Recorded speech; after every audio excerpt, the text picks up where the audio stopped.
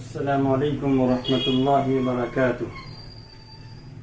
پیارے بھائیوں، بہنوں اور دوستوں، آج یہ چوتھا کلاس ہے جس میں BPSC TRA 2 اردو سبجیکٹ کی تیاری آپ کو کرائی جا رہی ہے۔ اس پلیٹ فارم سے اور اس چینل سے آپ کو بہت ہی فائدہ ہونے والا ہے۔ آپ ہمارے اس چینل سے فائدہ اٹھائیں، اور آج ہم دیکھیں گے کہ قواعد میں آگے کیا بتایا گیا ہے۔ میں نے اس سے پہلے 2 کلاس قواعد کا لیا ہے، شروعات سے لے کر چلا ہوں۔ کیوں؟ اس لیے کہ جن حضرات کی تیاری بالکل نہیں ہے ان کو شروعات سے جاننا نہایت ضروری ہے۔ اگر ہم یہ سمجھیں کہ جو لوگ جانتے ہیں ان کے لیول کے حساب سے چلتے ہیں تو پوری تیاری نہیں ہو پائے گی، بہت سی باتیں چھوٹ جائیں گی۔ تو بہت سی باتیں بیسک ہیں جس کا جاننا نہایت ضروری ہے اور اس کا فہم بھی ہونا چاہیے۔ کسی طرح سے بھی سوال آ جائے تو ہم اس کو پہچان کر سمجھ کر اس کو صحیح جواب ہم دے سکیں، کیونکہ کوشچن کبھی بہت ہائی ہوتا ہے اور کبھی بہت لو ہوتا ہے، اور لو میں بھی بہت ساری باتیں ایسی ہوتی ہیں جسے ہم سمجھ نہیں پاتے۔ تو آج میں آپ کے سامنے قواعد سے متعلق اور چند اردو ادب سے متعلق یعنی قواعد بھی بتائیں گے، اس کے علاوہ جو دیگر اور باتیں ہیں، پچھلی بار قصیدہ بتایا تھا پچھلی کلاس میں، اس سے متعلق بھی بتائیں گے تاکہ آپ کو بوریت محسوس نہ ہو کہ صرف قواعد پڑھا رہے ہیں، اور اس کے بعد سوالات اور جوابات بھی کیے جائیں گے۔ تو اب آگے دیکھیں، قواعد میں آج ہم نے لیا ہے علم صرف۔ لفظوں کی حرف سے متعلق جو بیان تھا، نون کی کتنے قسمیں ہیں، واو کی کتنے قسمیں ہیں، وہ ساری باتیں پچھلی کلاس میں ہو چکی ہیں۔ اب آگے ہم یہ دیکھیں گے کہ علم صرف کیا ہے۔ تو علم صرف وہ کلمہ ہے جس میں لفظوں اور کلموں کی ساخت سے بحث کی جاتی ہے۔ ساخت یعنی بناوٹ، لفظ اور کلمہ، اس کا کیا کتنی قسمیں ہیں، اس کا اگر ایک لفظ ہو تو کیا ہوگا، 2 لفظ ہو تو اسے کیا کہیں گے، وہ پوری تفصیل کے بارے میں جو آپ کو پڑھایا جائے گا وہ کس کے زیر بحث ہوگی، تو وہ علم صرف، یعنی علم صرف کے اندر میں ساری باتیں آپ کو آئیں گی۔ اس سے قبل جو بتایا گیا تھا وہ آپ کو علم ہجہ سے متعلق، تو وہ باتیں مکمل ہو گئی۔ اب آگے ہم دیکھتے ہیں لفظ کسے کہتے ہیں۔ لفظ کسے کہتے ہیں؟ تو انسان کے منہ سے جو آواز نکلتی ہے اسے لفظ کہتے ہیں۔ انسان کے منہ سے جو آواز نکلتی ہے اسے کیا کہتے ہیں؟ لفظ کہتے ہیں۔ اور لفظ یا تو بامعنی ہوگا یعنی اس کا کوئی مطلب ہوگا، یا بے معنی ہوگا یعنی اس کا کوئی مطلب نہیں ہوگا۔ جیسے پانی، وانی۔ پانی سے مطلب ایک وہ جسے ہم پیتے ہیں کھانا کھانے کے بعد، جس سے کپڑے دھوتے ہیں، جس سے وضو کرتے ہیں، اور وانی کا کوئی مطلب نہیں ہے، تو وانی لفظ محمل ہو گیا، اور لفظ پانی یہ موضوع ہو گیا۔ یعنی لفظ کی بھی 2 قسمیں ہو گئیں، ایک موضوع، دوسرا محمل۔ دیکھیے، موضوع اگر لفظ سے کوئی بات سمجھ میں آئے تو اسے موضوع کہتے ہیں۔ محمل اگر بے معنی ہے تو محمل ہوگا، جیسے وانی، چائے کے ساتھ وائے، وائے کا کوئی مطلب نہیں ہوتا ہے تو اسے کیا کہیں گے؟ محمل کہیں گے۔ آگے دیکھیے، مفرد اور مرکب، یعنی کوئی لفظ بھی جو ہوتا ہے جو اپنا ایک پورا معنی دے، یا تو اکیلا ایک لفظ سے ہوگا یا 2 لفظ سے ہوگا۔ جیسے دولت، اس سے مطلب سمجھ میں آیا کہ دولت ہے جس سے ہم دنیاوی استفادہ کرتے ہیں، اور آگے ایک دوسرا لفظ 2 لفظ سے مل کر ہے جسے مرکب کہتے ہیں، دولت مند۔ تو آپ دیکھیں، مفرد اور مرکب، اگر لفظ اکیلا ہو تو مفرد جیسے دولت، اور اگر لفظ 2 لفظ سے ملا کر بنے تو مرکب کہتے ہیں جیسے دولت مند۔ اسی طرح اور بہت ساری چیزیں مثال ہو سکتی ہیں۔ تو میں آپ کو شارٹ میں لے کر چل رہا ہوں تاکہ وقت بھی زیادہ نہ لگے اور اس فائدہ بھی پورا حاصل ہو۔ आगे देखिए, लफ्ज 3 तरह के होते हैं। लफ्ज कितने तरह के होते हैं? 3 तरह के होते हैं। यानी लफ्ज अगर अपने माने में लिया जाए तो उसे हकीकी कहेंगे, और अगर लफ्ज का वस्फी माना मुराद लिया जाए यानी असली माना मुराद ना लिया जाए उसे क्या कहेंगे? मजाजी। तो 3 तरह के होते हैं, लफ्ज हकीकी, दूसरा मजाजी, तीसरा इस्तिलाही। अगर अपने माने में ले तो हकीकी, और अगर वस्फी माने में लिया जाए, वस्फी माना यानी उस लफ्ज का कि वो सिफत हो और वो मुराद कुछ और लिया जाए तो उसे क्या कहेंगे? मजाजी। और अगर एक लफ्ज को का जो माना है उससे हटकर बिल्कुल अलग मुराद लिया जाए तो उसे क्या कहेंगे? इस्तिलाही। हकीकी यानी लफ्ज हकीकी, लफ्ज मजाजी, लफ्ज इस्तिलाही।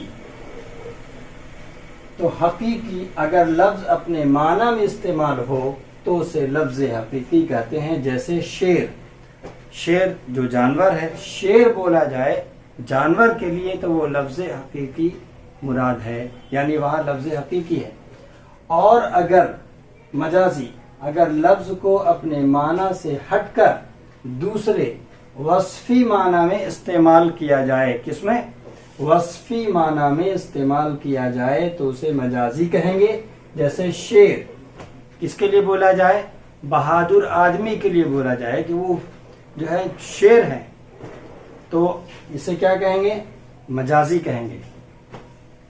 आगे देखें, इस्तिलाही अगर लफ्ज को अपने माना से हटकर दूसरे माना में मुस्तामल हो, अगर लफ्ज अपने माना से हटकर दूसरे माना में मुस्तामल हो तो उसे क्या कहेंगे? उसे इस्तिलाही कहेंगे। जैसे सलाद के माना दुआ के हैं, सलाद के माना दुआ के हैं, यानी अरबी लफ्ज है जिससे मुराद हम नमाज लेते हैं। सलाद के माना दुआ के हैं, मुराद उससे क़याम, रुकू, सजदा यानी पूरी नमाज है। तो बिल्कुल लफ्ज से बिल्कुल हट कर लिया गया तो इसे क्या कहेंगे? इसे इस्तिलाही कहेंगे। अब आगे देखिए, कलमा। बामाना लफ्ज को क्या कहते हैं? कलमा। जैसा आपने बताया था कि लफ्ज की 2 किस्में हैं, मौजू और मुहम्मल। यानी अगर कोई मतलब उससे निकलता है तो उसे लफ्ज मौजू कहते हैं, और उसी को यानी मौजू को क्या बोलते हैं? कलमा बोलते हैं। अगर किसी लफ्ज से कोई बात समझ में आए, बामाना हो, तो उसे मौजू कहते हैं, और उसी का दूसरा नाम क्या है? कलिमा। बामाना लफ्ज को कलिमा कहते हैं। उसकी 3 किस्में हैं, इस्म, फेल और हर्फ। इस्म वो कलमा है जो किसी शख्स, चीज या जगह के नाम को बताए। शख्स जैसे आमिर, चीज जैसे कुर्सी, जगह जैसे पटना, ये नाम इस्म हो गया। और फेल वो कलमा है, यानी फेल अगर बोला जाए तो वो भी एक कलमा है जिससे किसी काम का होना या करना जाहिर हो। जैसे वो आया, मैं जा रहा हूं, तो जाना और आना ये क्या हो गया? ये फेल हो गया। अब इसमें अब वो अलग बात है कि वो फेल माजी है, इस्तिमरारी है, ये अलग चीज है, लेकिन है ये फेल। आया, गया, ये जो हैं, इससे आना और जाना एक काम और अमल साबित हो रहा है, इसे क्या कहेंगे? इसे कहेंगे फेल। आगे देखिए, हर्फ। हर्फ भी क्या है? वो कलमा है जो इस्म या फेल से मिलकर अपना माना बताए। जैसे पर, तक और में। जैसे मान लिया कोई किताब है, किताब कहाँ है? किताब टेबल पर है। तो सिर्फ अगर बोला जाए किताब टेबल, पर अगर नहीं लाया जाए किताब टेबल है, अगर पर का इस्तेमाल नहीं हो तो किताब टेबल है हो जाएगा। किताब यानी टेबल है, लेकिन पर जैसे ही इस्तेमाल करेंगे तो एक बिल्कुल बामाना कलमा बनेगा और एक जुमला बनेगा, किताब टेबल पर है। अब पूरी बात समझ में आ गई। लेकिन अगर पर हटा देते हैं तो बात समझ में नहीं आती है, इसलिए पर, तक, में ये क्या है? ये हर्फ वो कलमा है जो इस्म या फेल से मिलकर बताए। अकेला उसका कोई मतलब नहीं होता। पर, तक, में इसका कोई मतलब नहीं निकलेगा। जब भी मतलब उसका निकलेगा तो इस्म से या फेल से मिलकर। یہ آپ کے قواعد سے متعلق باتیں ہو گئیں.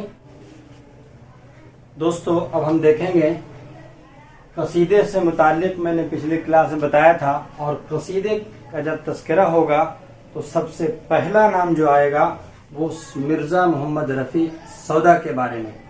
تو میں ہم ان کے بارے میں جان لیتے ہیں ہم لوگ کہ ان کے بارے میں وہ تفصیل پوری حالات جو ہے وہ آپ کے سامنے میں پیش نہیں کروں گا. وہ باتیں جو عموماً سوالات جس کے بنتے ہیں، بہت پوائنٹڈ ہیں، بہت اہم ہیں، وہ باتیں میں نے آپ کے سامنے پیش کی ہیں. باقی دیگر کتابوں میں آپ کو وہ ساری پوری تفصیل مل جائے گی، وہ آپ کو بعد میں بھی ہم بتائیں گے، لیکن فی الحال ہم آپ کو بہت اہم باتیں جو ان سے متعلق ہے وہ بتائیں گے. قصیدے کا نقاش اول مرزا محمد رفیع سودا، ان کو کیا کہا جاتا ہے؟ قصیدے کا نقاش اول کہا جاتا ہے. کس نے کہا ہے، ان کے بارے میں اور دیگر اقوال کیا ہیں، وہ ہم اگلے کلاس میں پھر بتائیں گے. آپ دیکھیں سودا 1712 کو یعنی عیسوی دہلی میں پیدا ہوئے. 1712 کتنا؟ 1712 لیں گے تو 1712 کو دہلی میں پیدا ہوئے اور انتقال 27 جون 1781 کو لکھنؤ میں پیدا ہوئے. کہاں پیدا ہوئے؟ یہ انتقال ہوا کہاں؟ لکھنؤ میں. پیدا کہاں ہوئے؟ دہلی میں. تو دہلی میں پیدا ہوئے 1712 میں اور انتقال ہوا 1781 میں. کہاں؟ لکھنؤ میں. دوسری بات دیکھیں، عالم نزا میں سودا کی زبان سے یہ مطلع نکلا تھا، یعنی یہ شعر آخری یعنی موت کے وقت میں ایک شعر نکلا تھا جو سوال جس سے بن سکتا ہے اور اس کے بارے میں پوچھا بھی جاتا ہے. کیا شعر تھا؟ آج سودا جہاں سے اٹھتا ہے، آج سودا جہاں سے اٹھتا ہے، شور و غل ہر مکان سے اٹھتا ہے. یہ موت کے وقت انہوں نے یہ شعر پیش کیا تھا، یعنی ان کے زبان سے نکلے تھے. سودا کے استاد شاہ حاتم نے سودا کے انتقال پر کہا تھا. کیا؟ سودا کے استاد شاہ حاتم نے سودا کے انتقال پر کہا تھا کہ ہمارا پہلوان سخن مر گیا. ابھی یہ کوشچن آپ کو آیا تھا BPSC یا STT کے ایگزام میں 2023 میں. ہمارا پہلوان سخن مر گیا، یہ کلمہ کس کے بارے میں کہا گیا تھا؟ سودا کے بارے میں، مرزا غالب کے بارے میں، یا دیگر؟ اور جو ہے 4 آپشن تھے جس میں ایک سودا بھی تھا. بہرحال آگے بڑھیے. یہ بہت اہم تھا اس لیے ہم نے اس کو پیش کیا، اور یہ ابھی بہت قریب سے گزرا ہے. اور یہ باتیں عموماً بہت ہی ڈیپلی پڑھنے کے بعد ملتی ہیں، تو میں نے وہ چیزیں پیش کی ہیں جو آپ کے لیے بہت اہم ہیں. آگے دیکھیے، سودا کے والد کا نام محمد شفیع تھا جو دہلی میں سوداگری کرتے تھے، یعنی ان کا پیشہ ہی تھا اس خاندان کا سوداگری. سودا کو ترکی، فارسی اور عربی زبان پر مہارت تھی. کس پر تھی؟ ترکی، عربی اور فارسی، اور اردو تو ہے ہی ہے، یعنی اردو میں ماہر تھے تبھی تو شاعر بنے. اس کے بعد ہے میر تقی میر سودا کو ملک الشعراء مانتے تھے. کون مانتے تھے ملک الشعراء؟ سودا کو. تو میر تقی میر سودا کو ملک الشعراء مانتے تھے. آگے دیکھیے، خان آرزو کے کہنے پر سودا اردو شاعری کی طرف متوجہ ہو. پہلے اوپر دیکھیے، سودا نے ابتداً فارسی میں شاعری کی اور خان آرزو ان کے استاد رہے. یعنی فارسی میں جو اصلاح لیتے تھے، سوال اس طرح ہی بن سکتا ہے کہ فارسی میں سودا کن سے اصلاح لیتے تھے؟ تو خان آرزو سے. استاد کون تھے فارسی کے؟ تو خان آرزو تھے. آگے دیکھیے، خان آرزو کے کہنے پر سودا اردو شاعری کی طرف متوجہ ہوئے. انہوں نے حالات کو سمجھ لیا تھا کہ اب فارسی کا زمانہ بہت کم ہے، اب اردو کا زمانہ آ رہا ہے، تو اس لیے آپ جو ہے اردو کی طرف منتقل ہو جائیں، اس میں کامیابی آپ کو ملے گی. اور وہی ہوا، انہوں نے کافی بلندی اختیار کی. سودا شجاع الدولہ کے زمانے میں فیض آباد آ گئے. کہاں پیدا ہوئے تھے؟ دہلی میں. اور اب کہاں آ گئے؟ شجاع الدولہ کے زمانے میں فیض آباد آ گئے اور اس کے دربار سے وابستہ ہو گئے. تو شجاع الدولہ نے سودا کے لیے 200 روپے ماہوار مقرر کیا تھا. 200 روپے اس زمانے کی بہت بڑی رقم ہوتی تھی، بہت بڑی نہیں پھر بھی بڑی تعداد ہوتی تھی. لوگ 40-50 روپے میں پورا ماہانہ گزار لیتے تھے. اس زمانے میں 200 روپے ان کو مقرر کیا گیا تھا. آصف الدولہ کے زمانے میں سودا لکھنؤ آ گئے، فیض آباد سے لکھنؤ واپس آئے. یعنی دلی سے آپ چلیں گے تو پہلے لکھنؤ ہے تب فیض آباد ہے، اب فیض آباد سے واپس لکھنؤ آ گئے. اور وہ بھی 200 روپے انہوں نے طے کیا تھا. کس نے؟ آصف الدولہ نے. سودا کو ہجویہ قصیدہ کا بانی کہا جاتا ہے. سودا کو ہجویہ قصیدہ کا بانی کہا جاتا ہے. اس کے بعد دیکھیے، سودا کو کتا پالنے کا شوق تھا اور یہ آخری دم تک یعنی موت تک رہا. یہ کتابوں میں درج ہے. یہ سوال بن سکتے ہیں اس لیے میں نے پیش کیا ہے. سودا کا مشہور لامیہ قصیدہ باب الجنت ہے. سودا کا مشہور لامیہ قصیدہ باب الجنت ہے جو حضرت علی رضی اللہ عنہ کی شان میں ہے. یہ باتیں آپ کو میں نے پیش کی اور دیگر اگلا جو کلاس ہوگا اس میں قصیدہ سے متعلق جو مختلف اقوال ہیں سودا کے بارے میں یا دیگر اور اقوال وہ آپ کے سامنے ہم پیش کریں گے. آپ کا یہ کلاس چوتھا کلاس تھا اور بہت ہی اہم تھا. انشاءاللہ آپ کے سامنے بہت ہی اہم کلاس ہم لے کر آ رہے ہیں اور انشاءاللہ امید ہے کہ آپ کو ہمارے کلاس سے ہمارے اس چینل سے فائدہ ہوگا. آپ دوسروں کو بھی جو ہے شیئر کر دیں تاکہ وہ بھی استفادہ کر سکیں. اور بالکل فری کلاس ہے، اس میں کوئی پیسہ آپ سے طلب نہیں کیا جا رہا ہے. آپ فائدہ اٹھائیں اور اردو کی دنیا میں آگے بڑھیں اور ایک سیٹ اگلے امتحان کے لیے اپنی متعین کریں. انشاءاللہ امید کہ آپ فائدہ اٹھائیں گے اور ہمارے اس چینل کو سبسکرائب بھی کریں گے اور ترقی دینے کی کوشش کریں گے. کلاس لمبی ہونے کی وجہ سے میں اپنے اینڈ کرتا ہوں اور کوشچن آنسر کے لیے میں الگ سے ویڈیو ڈالوں گا. السلام علیکم ورحمۃ اللہ وبرکاتہ.